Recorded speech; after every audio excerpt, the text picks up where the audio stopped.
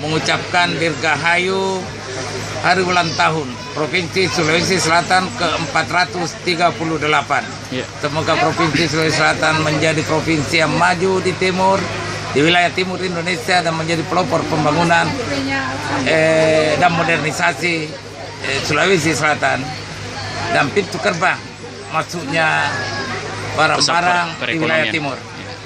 Bapak Syahrul Yassin Limpo adalah pemimpin yang betul-betul mampu membawa Sulawesi Selatan ke arah yang lebih maju, ke arah yang lebih modern. Untuk itu saya atas nama pribadi dan juga pemerintah daerah Provinsi Sulawesi Selatan mengucapkan terima kasih dan penghargaan yang setinggi-tingginya Bapak Syahrul Yassin Limpo selaku Gubernur Provinsi Sulawesi Selatan periode kedua ini yang akan mengakhiri masa jabatannya dengan pengabdian yang sangat luar biasa, kecintaan pada rakyat Sulawesi Selatan yang sangat luar biasa, sehingga betul-betul mengorbankan kemampuannya untuk kepentingan rakyat Sulawesi Selatan. Terima kasih Pak Syahrul.